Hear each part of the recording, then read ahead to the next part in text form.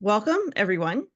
My name is Sarah Meyer, and I'm a member of the HEAL Data Stewardship Group. I want to thank you all for joining us today for this installment of our Fresh Fair webinar series titled Bridging Data and Publications, Unlocking HEAL Research for Greater Impact.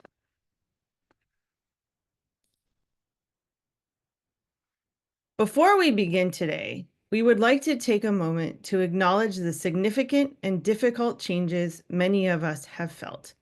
As some of you may know, several of our NIH colleagues who were instrumental in advancing data stewardship and open science efforts for the HEAL initiative were recently impacted by a reduction in force due to broader federal administrative changes. In addition to their commitment to fair principles and transparent research, these individuals were trusted collaborators, valued members, and vital contributors to the very work we are here to highlight today. While we deeply feel their absence, we also honor their legacy. Today's webinar continues the work that they helped shape and the values they helped instill, ensuring that HEAL-funded research remains not only impactful, but discoverable, accessible, and reusable even in their absence. We also want to recognize that this is a challenging time for many investigators and team members. Career paths may feel uncertain, and priorities are shifting in ways that are hard to predict. Please know that we are especially grateful for your presence here today.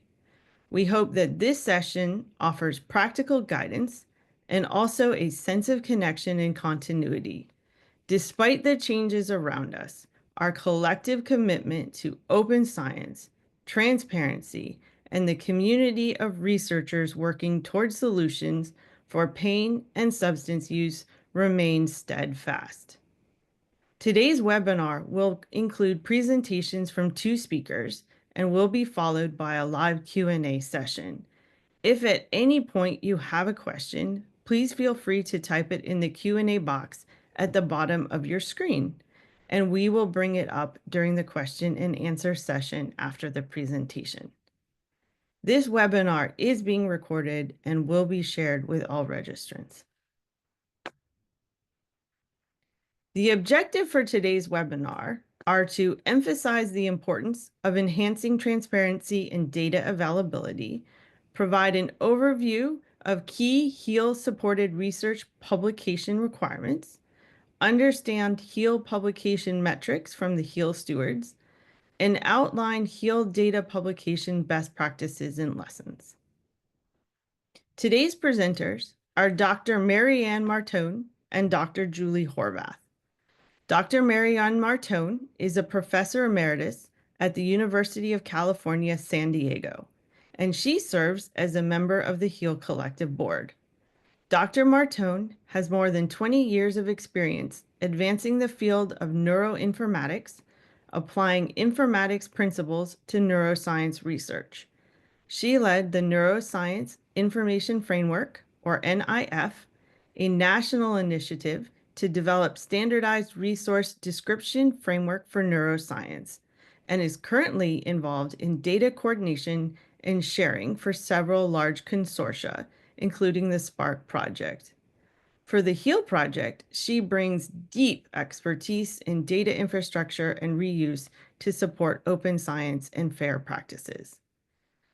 Dr. Julie Horvath is a senior research scientist in the Analytics and Data Science Group at RENCI, and she serves as a data steward for the HEAL project. Dr. Horvath has more than 25 years of experience publishing scientific research on primate genomics and the microbiome. For the HEAL project, she tracks publication metrics and focuses on variable level metadata collection to make data fair, findable, accessible, interoperable, and reusable, and to promote data reuse in the HEAL data ecosystem. At this time, I will turn the presentation over to Dr. Marianne Martone. Hello, everybody, and thank you so much for inviting me to give this presentation. I also want to uh, thank you for that wonderful acknowledgement of our NIH colleagues who are not with us and their contributions because they are keenly felt. Next slide. I'm just going to introduce today's topic about the tie-in between HEAL publications, the manuscripts and published studies that you produce as a result of the work that is funded by HEAL, and the underlying data that support them. So remember, in the HEAL project, it is not just sharing the main publication, but also sharing of the primary data that helps us to advance knowledge sharing, enhance reproducibility, and accelerate new discovery. And they are both equally important. Next slide. So how do these two research products, if you will, work together to advance the goals of HEAL? Well, first of all, making sure that you properly cite data inside of your publication, and Julie's going to go over exactly how it is that you do that, helps your publication by facilitating cross-disciplinary research, ensuring data integrity and reproducibility. And the publication itself also helps with data. It encourages others to share their data when they see that you're being open and transparent. It enhances data discoverability, and I would posit that that is probably one of the main ways that your colleagues find out about your data that you have made available is through the publication. It helps to, again, facilitate cross-disciplinary research. We have amazing new data science techniques. AI, of course, is impacting everything, and that really loves data. And they both benefit the broader scientific community by having them open so that they can be built upon by others. Next slide. So what does this mean for HEAL?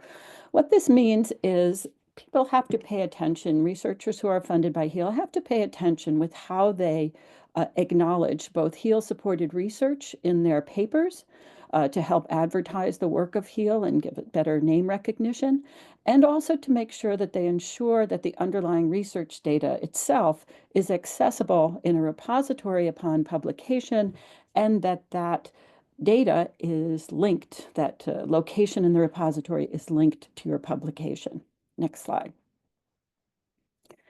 So in preparation for this, we actually looked at the NIH website for requirements for acknowledging NIH-supported research. So it is actually a requirement if you are a grantee that you acknowledge in a paper that you were supported by the NIH. There's a formal policy that is there that was updated in 2024.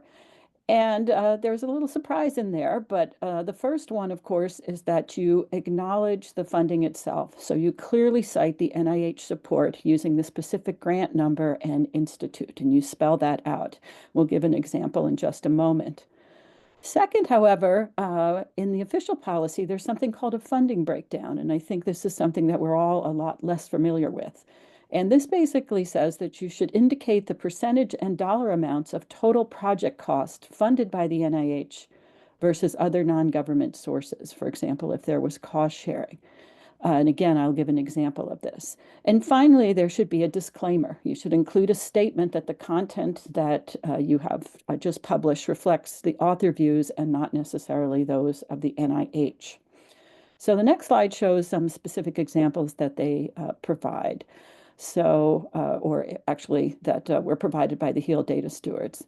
So the funding acknowledgement, I think you're all familiar with, that this research was supported by the NIH HEAL initiative. So note that you put the name of the initiative inside of your acknowledgement under award number, and then you put the grant number down.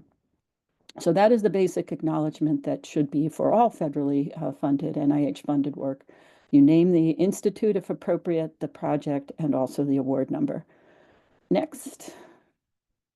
This funding breakdown, again, I think is something that is new. And it basically looks something like this. This project was supported by the NIH HEAL initiative, totaling $500,000.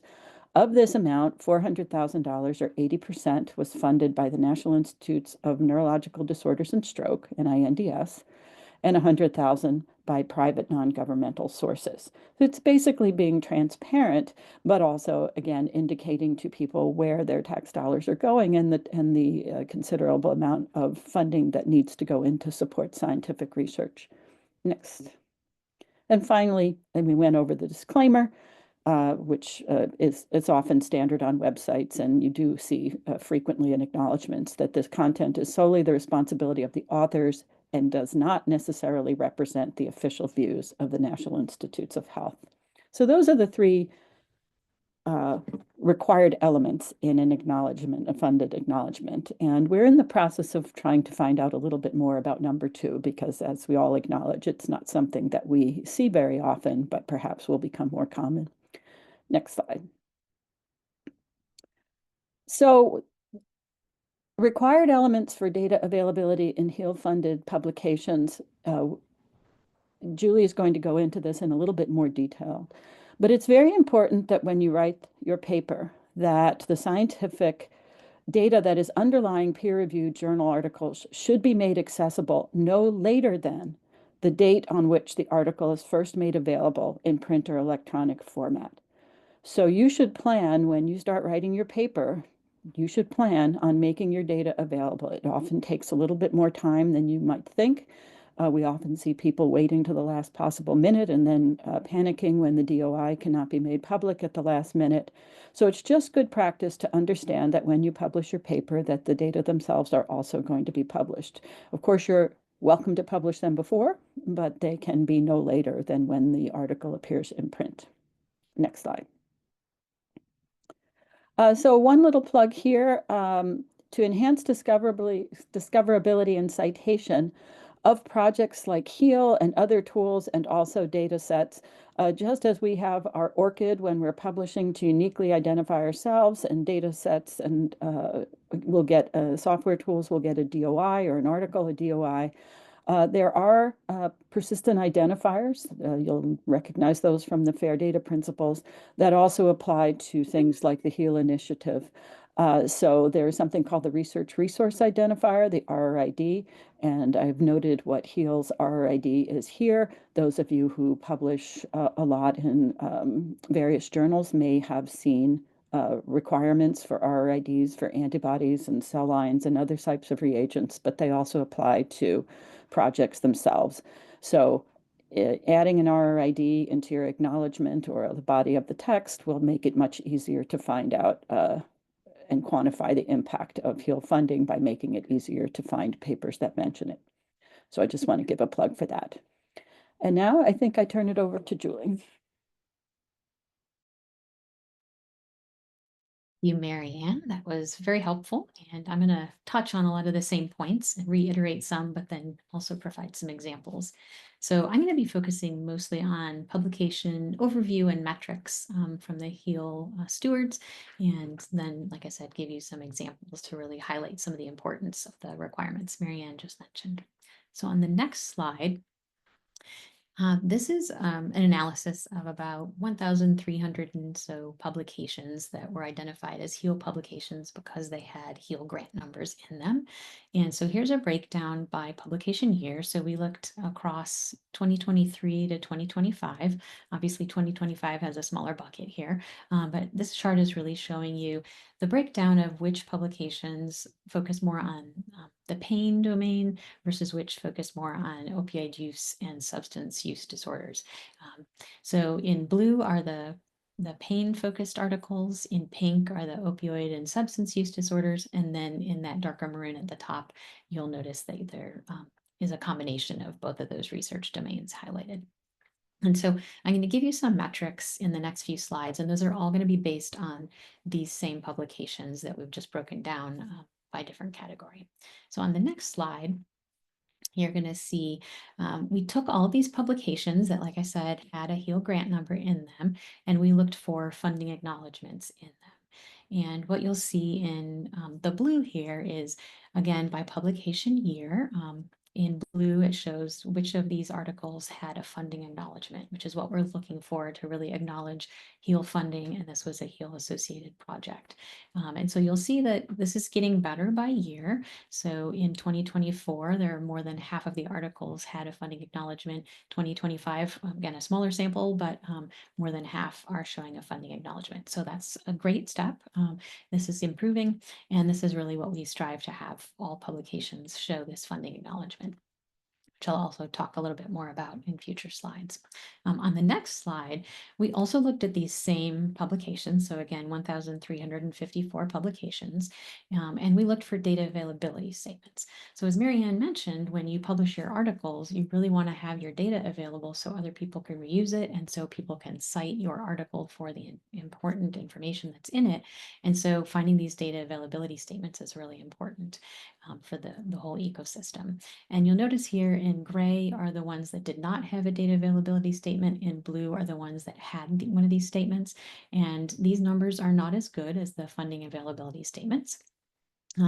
And you'll notice that there's a different percentage across all of these different years. And unfortunately, what you'll see in the middle year, 2024, there are about 250 articles that have one of these data availability statements, but sometimes these statements don't include as much as we'd like to include. And so on the next slide, I'm going to show you from all of the ones that did have a data availability statement, we went through and scrubbed these statements to figure out which words were most often found in these statements. And so here's just a current breakdown of what's found in data availability statements. And so some of the things that we're looking for are publicly, data sets, generated. Those are some great words, some of the findings. So there are some great words in here, but you'll notice those are some of the smaller ones in this word cloud. And so we're really going to strive for what we find on the next slide. So on this next slide, this is our aspirational word cloud. So ideally what we want to find in those data availability statements is data were deposited, data are available, including the repository information, talking about open sharing and open access and having those DOIs that I'll talk about in a moment. So this is really, aspirational. These are some ideas, and I'll give you some prime examples in the next few slides. So on the next slide, we're going to talk a little bit more about how to connect your data to your publication and how this really can work. And so obviously there are a lot of journals across the HEAL ecosystem, and so different journals have different requirements for data submission. So you certainly have to stay within line of what your journal recommends and what the publishers need, but you also want to include as much information as possible so other people can find your data. And so one of the things to include is add your repository information and also add the digital object identifier or the DOI, because this is really critical to a persistent identifier. And so it's the key connector for your data in the HEAL ecosystem. It really helps others really find your data and then potentially reuse it. So benefiting you because more people are accessing it and citing it, and then also benefiting the ecosystem because more people can actually reuse your data. So on the next slide, I'm going to add in a few more thoughts here. So in addition to including the repository name and DOI, you want to make sure these are in that data availability statement, but you also want to make sure you fill out your funding statement, as we mentioned, in addition to the data availability, and add in any acknowledgements that have specific details. And so some of this is going to be helpful because as we were doing, we were using some automated scripts to look through some of these publications. And so this is allowing for machine readability and really, extended reuse for people who are trying to look across many different publications. So on the next slide, I just want to point out some of the best practices. So we've talked about some of these, and I'm going to just reiterate that and then show you some examples. So we want to make sure you acknowledge HEAL funding. So mentioning this is a HEAL initiative publication, include the grant numbers to be accurate and consistent, and have really a clear data availability statement where people can find your data, which repositories it lives in, and if you have multiple data sets, please include all of those. So again, using DOIs whenever possible because you have a persistent identifier. And then sometimes journals are going to require you to put data in one of their repositories potentially, but ideally you also want your data in a HEAL compliant repository. So that is part of the HEAL requirement, is to make sure your data go into a HEAL compliant repository. And so that's where the link to the DOI and the repository name are going to be so critical. So in the next few slides, we're going to look at some HEAL world examples where we've pulled out some publications that are in the HEAL ecosystem. So if on the next slide, we can look at an example here. So here's our first example from the Lancet. And so this is a publication that in the acknowledgement section does include the NIH HEAL initiative, which is fabulous. It includes the grant numbers, again, really good. And then at the bottom is this disclaimer that Marianne mentioned. It doesn't say disclaimer, but it's still in here word for word. This content is solely the responsibility of the authors, etc. And so again, very important to include all of this information.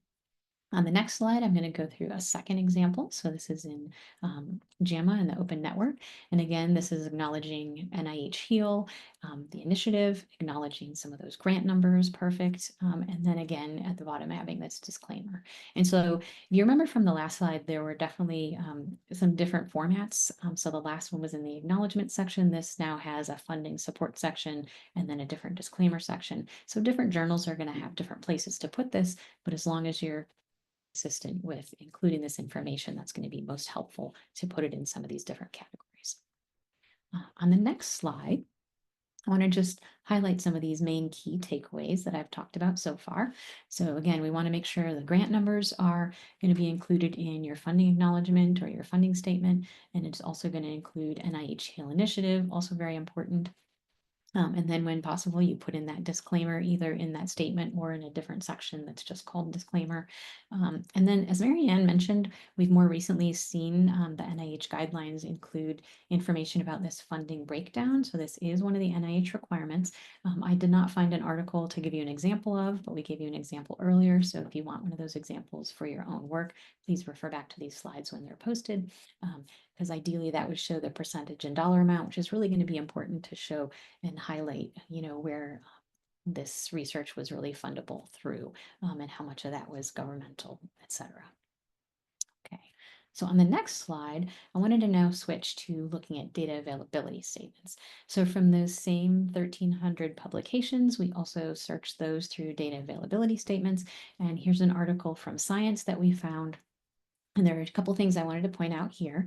So again, this is this data availability statement that includes information about the data, the type of data, this snRNA-seq data, and it includes where the gene expression omnibus, so where the repository where the data are found, but it also includes a reference to the GitHub, which is another repository that holds the Python code. And so this is going to be really useful because you don't only want to provide some of your raw data, but sometimes your analysis scripts are going to be really important to data reuse and really understanding how the data were analyzed and looking at some of the filters and parameters that were used in some of the code. And so as much information as you can provide is going to be really useful to ecosystems. So here's a good example of that.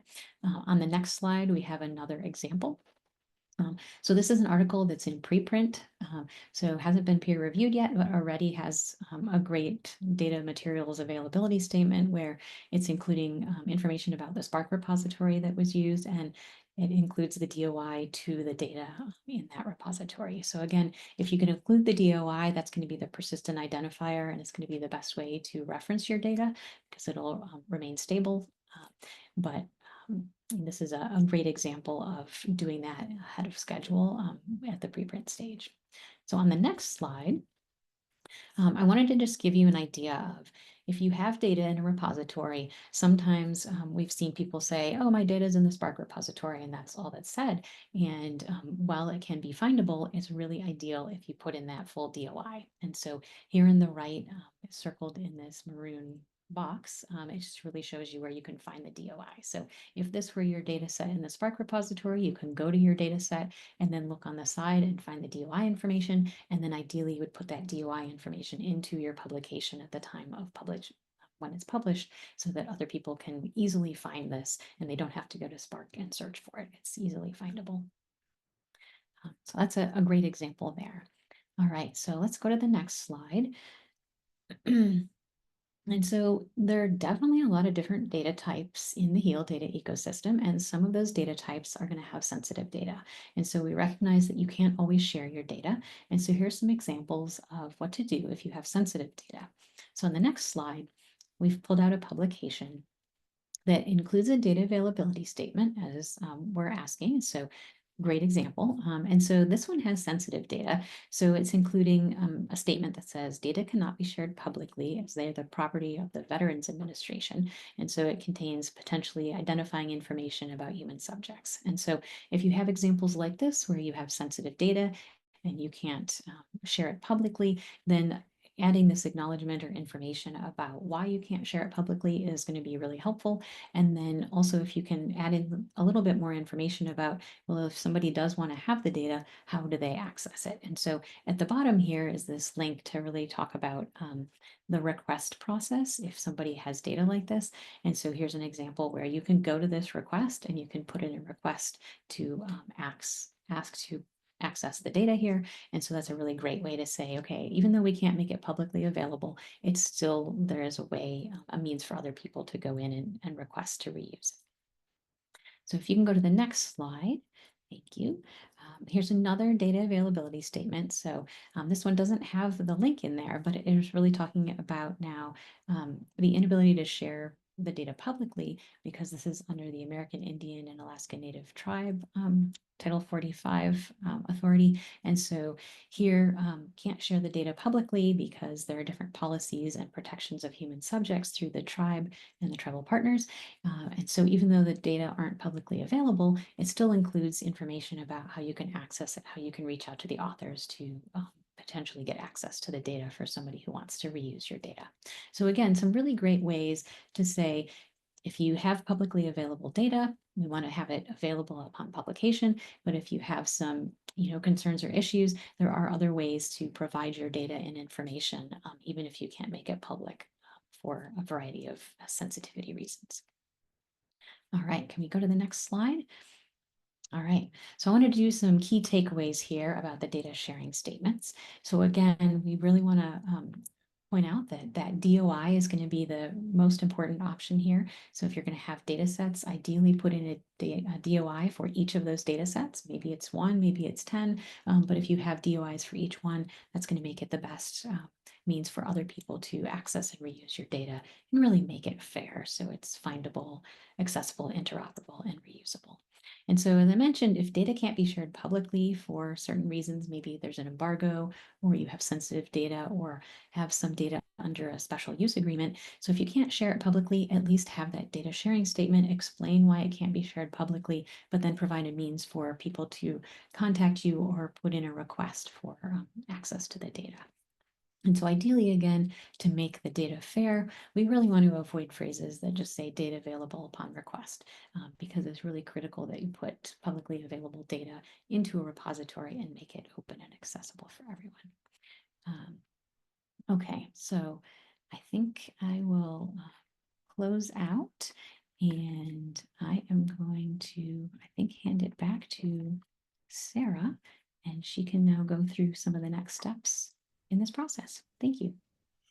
Thank you, Julie. And thank you to Dr. Martone as well for your presentations. They're extremely helpful. I'm going to highlight a few things specific to HEAL data stewards and both resources and consults that we can provide around publications.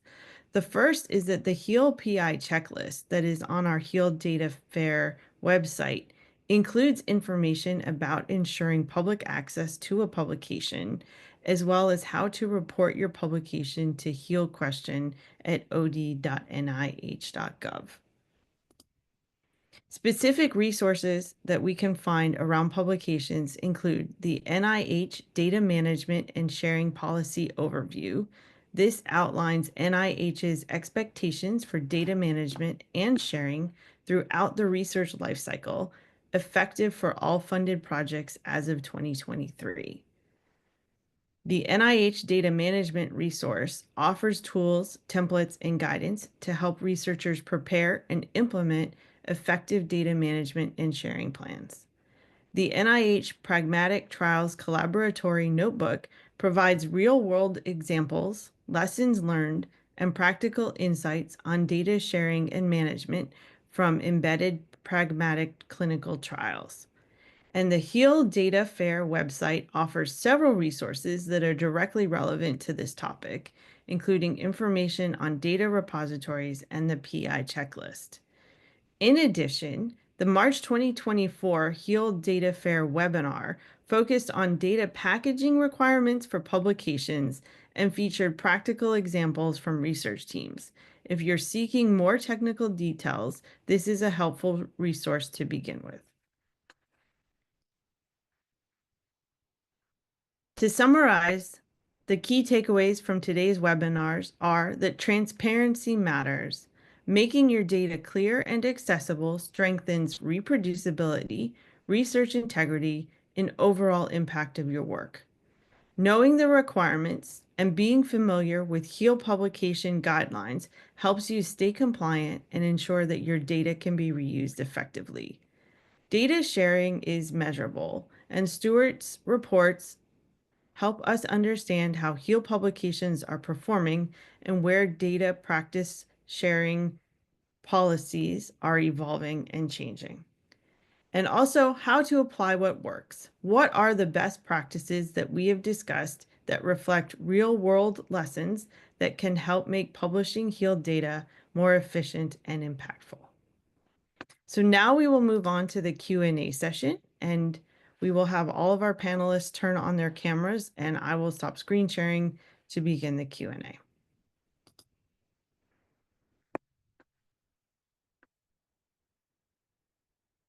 All right, our first question comes from the background of clinical trials data. So if we have multiple clinical trials under one HEAL initiative program, would we be submitting multiple data packages associated with each publication? And also, once the program is over, do we share an overall final product data package for the entire program?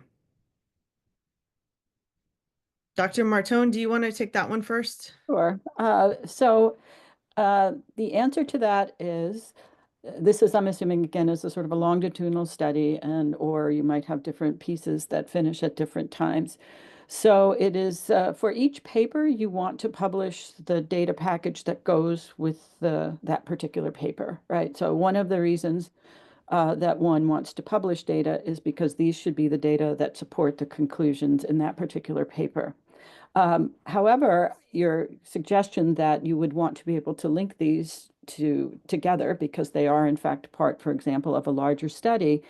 Some repositories, I'm associated with the Spark repositories, you've heard, allow you to define that this is part of a larger study. So you may publish bits and pieces of the data along the way, or which ones are completed, but you are able to specify that in fact there's an overarching project or an overarching collection that encompasses all of these different data packages. So I would check with the repository that you're working with how you would actually make those linkages apparent to people, because you would definitely want people coming to those data sets to know that there are other pieces of this available. Thank you. The second question is, do you have guidance for assessing sensitivity and sharing of opioid use data? And I can start with an answer on this one. And if anyone else has suggestions or comments, we can open up to other panelists. But the HEAL data stewards do have several pieces of resources that are helpful for looking at sensitivity and sensitive data.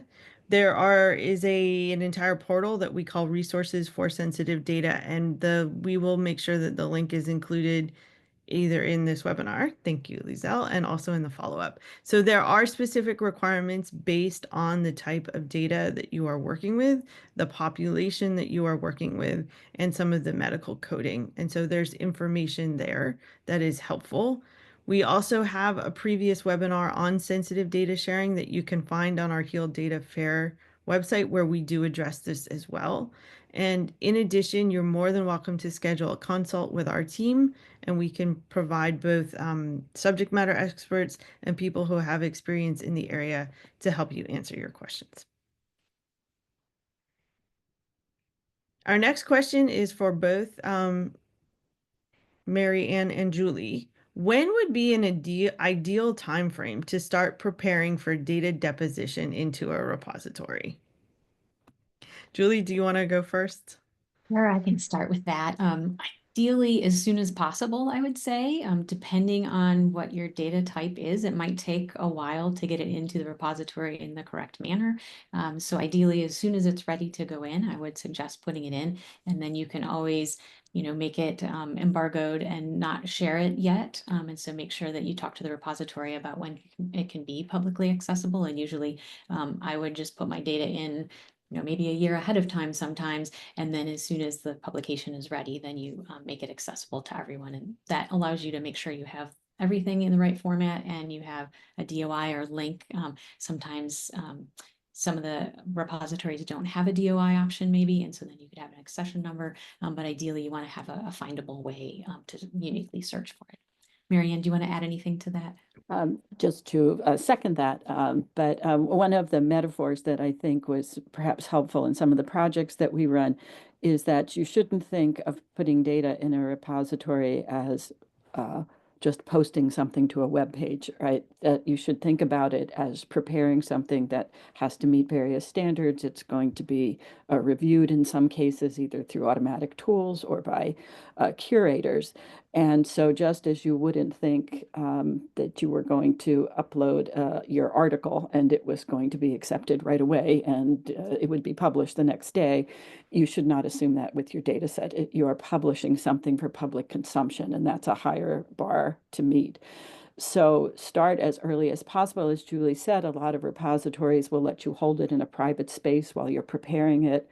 You should consult with the repository. It's often very helpful for them to know what your deadlines are, or what the approximate time frame under which this publication is going to happen. They can help you with that. Oftentimes under review, some repositories will allow reviewers to have tokens so that they can take a look at the data set, even though it is not public to others. Different repositories have different features that are along with it. But I would definitely start as early as you can so that when you get that note from the publisher saying, we're not going to publish your paper until that data link is live, there's not a panicked flurry to say, hey, I need this live, right? Everything is handled, everything is all ready, and it's just a matter of flipping a switch. Yes. Yes.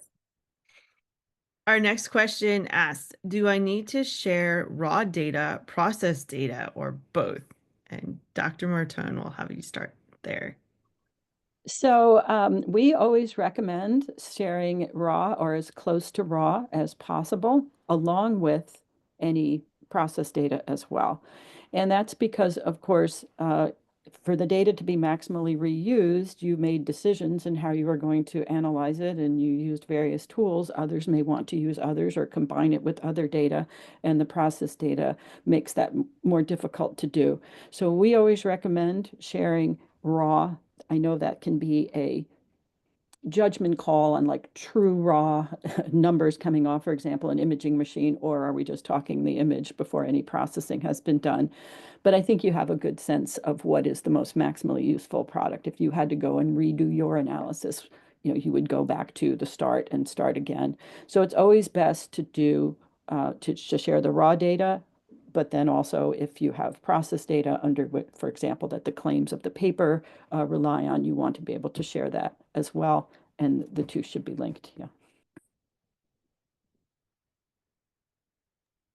Yeah, and I'll just second that for sure, because I've definitely done both, and I think a lot of people find the raw data sets are quite large. So you also might need to talk to the repositories again and figure out which is the best repository. Some maybe can take both raw and processed, and others maybe will only take the raw. So that's also a little bit of give and take with the repository too. So just definitely check into that, and if you do that ahead of time, you're going to be in better shape in the end.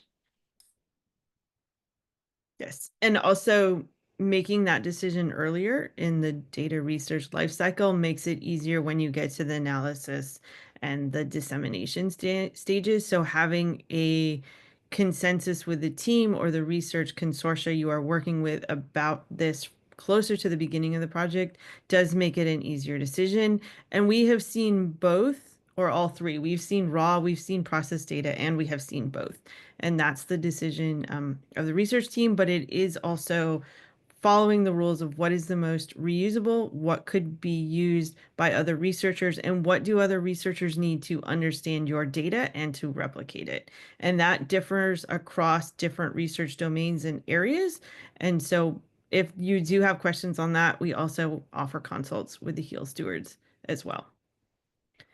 So our next question is around publicly accessible data sets. Do you have advice for if a study is using data from a national survey like NHANES? Should we download the public use data for years that we used and then re-upload to a repository? Dr. Martone, you're smiling, so I'm going to give that one to you. No, it's a good question. So if the idea of when you reuse data, so we were talking about making sure that when you publish a paper, you cite the data that you have put in the repository. But when you reuse data from another resource, you want to cite that data as well using the same techniques. So I would say that if there's a survey where it says, here's years 2021, 2022, 2023, and you use that data as is, all you need to do is cite those records in the repository. So you would say, I went here, I got the data, and here's the accession numbers or the DOIs, however it is that that repository identifies it. If you modify that data in any way, though, if you clean it, or if you have to download a giant data set and then only use a subset, then it's good to upload it again with an acknowledgement of where it came from.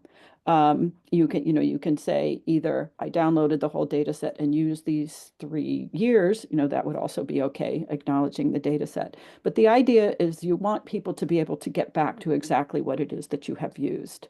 And that's why just referencing, for example, a large study, if you only used a subset of it, you should be more specific. And sometimes the easiest way is just to create a data package with provenance and put it into a repository. At least that'd be my advice. Julie? Yeah, I fully agree with that. I don't want to add anything right now, but I think you covered it really well. And so the next question is for Julie. Should I include code or analysis scripts in the publication citations? Oh, that's a great question. And I would say, if that's part of your data package, that is ideal to put all of that information in because that's going to help other people really reuse your data, look at what your parameters and filters were on your data set, how you analyzed it. And so putting that information in is great. And so one of the examples that I had shown did have I think some type of RNA-seq data in one repository, and then it had a link to the GitHub where they had the script or the Python script. And so if you can do something like that, you're welcome to put as much information as possible in some of those data and data sharing statements. And so the more information you provide, the better other people are going to be able to use your data. And maybe the script is going to be useful to somebody else for another purpose. And so again, all of this information is once you provide it, then other people can use it to the best of their abilities. And so it makes you get more citations out of it potentially, but then it also really adds to this whole HEAL ecosystem that provides more information to the whole group and the community. So yeah, definitely put in as much information as you can. So 100% agree with Julie. One of the things that is actually interesting, because I noticed in the software availability statement, so it's always better if you have code or analysis tools, open source tools, that you provide links to them if you can. So GitHub actually lets you mint a DOI for a specific version of a repository, which is often very useful. And it's a very easy step. You just Google it. It basically takes a snapshot of your repository and puts it in a repository as a Zenodo and gives you a DOI for it. That means Oh no.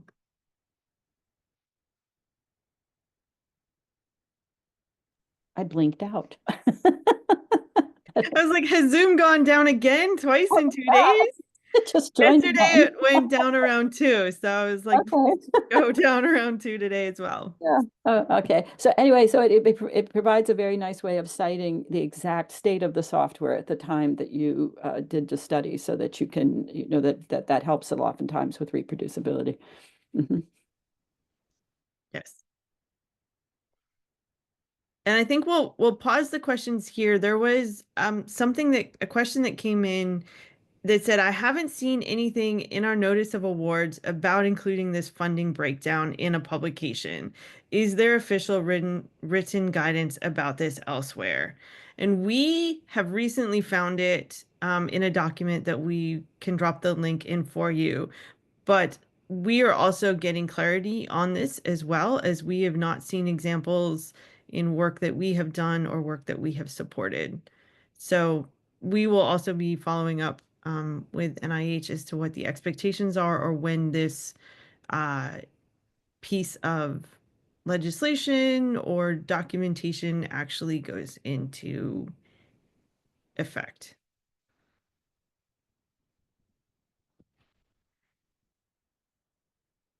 So expect more. And feel free to follow up if you don't hear from us. That is definitely one of our takeaways from today. Our next question is for both Dr. Martone and Dr. Horvath. Do I need to submit my data both to a journal and to a repository? The journal has its own repository, which is different from my HEAL compliant repository. Julie, do you want to start? Sure, I could do that. So ideally, NIH guidance indicates that you need to submit your data to a HEAL compliant repository. So that is HEAL NIH guidance. So that is required. And so you need to do that. And then if you choose to publish in a journal that also has a repository, you can put your data there as well.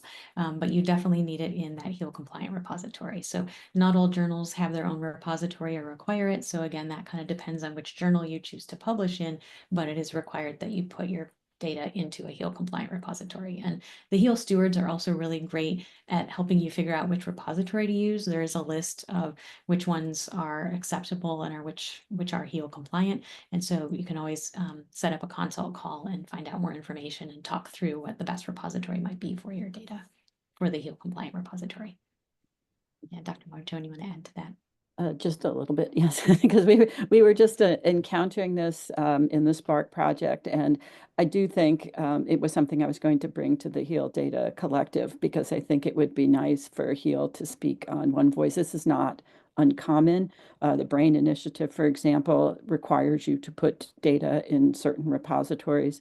And when you have, so it is perfectly fine to put them into two repositories, but one of the things you always want to make sure is that you have a version of record somewhere and that the two are clearly linked. Because what you don't want to do is, for example, somebody identifies an error, you correct it in one and it's not corrected in the other, then they're out of sync.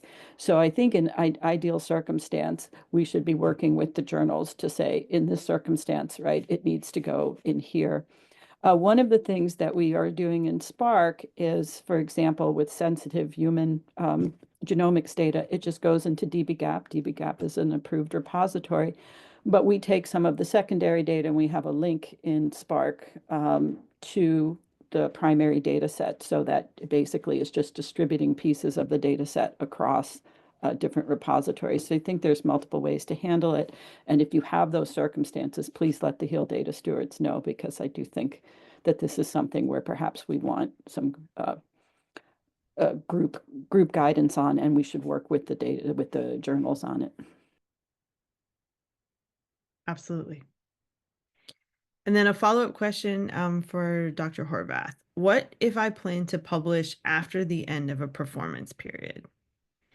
That is an excellent question.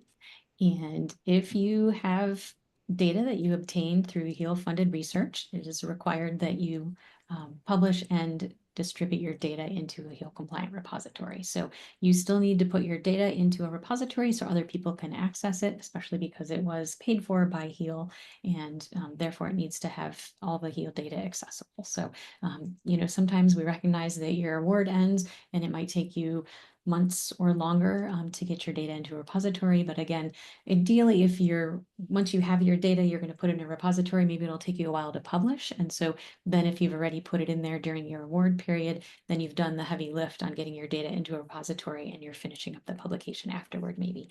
But ideally, it does need to be in a repository, whether or not you still have current award funding. If it was funded by HEAL, it goes into a HEAL compliant repository, ideally. Thanks, great question. The next question is for Dr. Martone.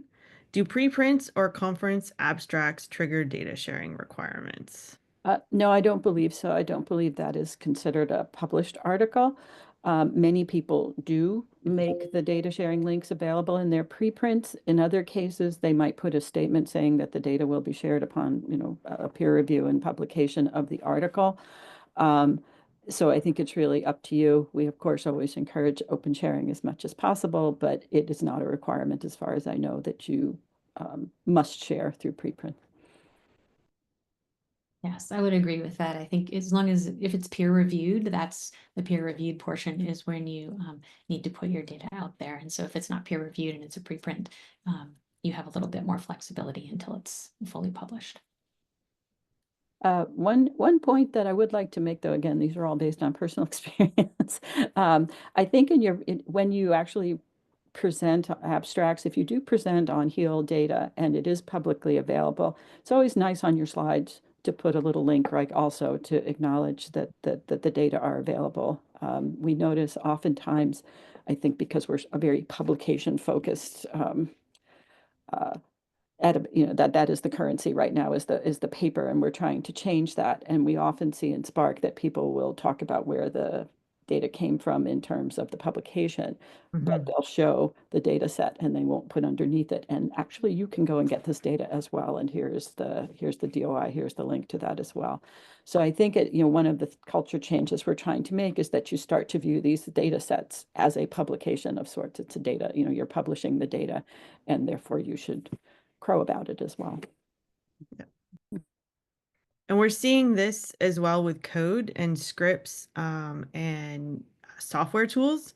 There are now software tool journals where you can publish work that you've done that's openly accessible, and it gives you a citation so that you can use it in any tenure requirements. If you need to include information in your work responsibilities, the work that you do around software coding, analysis tools are just as important often as the data sets, and there are now becoming more frequent ways to cite that with persistent identifiers and or publish in what would be considered an appropriate journal or space for that work. So I think we will continue to see more ways to show data as accessible and shareable earlier in the process, or more ways to see that things beyond strict data sets are considered shareable and accessible. All right, the last question, or our next question, we have a few minutes left if there are any questions remaining. This is for Dr. Martone. Are there any special participant consent needed for data sharing? Yes. So when you are planning your study and going through your IRB, you do want to make sure that your consent forms allow for the broadest possible sharing of any resulting data. I'm most familiar with this in the neuroimaging community, where they have an open consent website where they give you actual language to use. But one of the things that often blocks publication and release of the data is that the subjects were not consented for this type of sharing. And so the IRB says no. So you really do want to think about that during study conception and make sure that that is in there. I think even with de-identified data, it says this is what's going to happen. It's going to go out there. It's going to be de-identified. They won't be able to identify you. You can have it, you can decide not to do this, and withdraw your consent. But once the data are published, you may not withdraw it. So there's a lot of work around this. And I really recommend that you consult very early on and think about this when you're designing your study. Is there an example of the broad language that could be used? Is that like found through your IRB? Is it found in a general space? So I know for the open consent for brain, it's on a website. I think the genomics community also has some of these. I can try to pull together some of these links that people can look at if that would be helpful. Because, as I said, I think for most de-identified data, they're happy about it, but I think it's always good to kind of go through this type of transparency. Um, some IRBs will balk, others will not if you're going to identify it. But I think being clear with the subject, right, that this is what's going to happen is the best course. Okay. Mhm.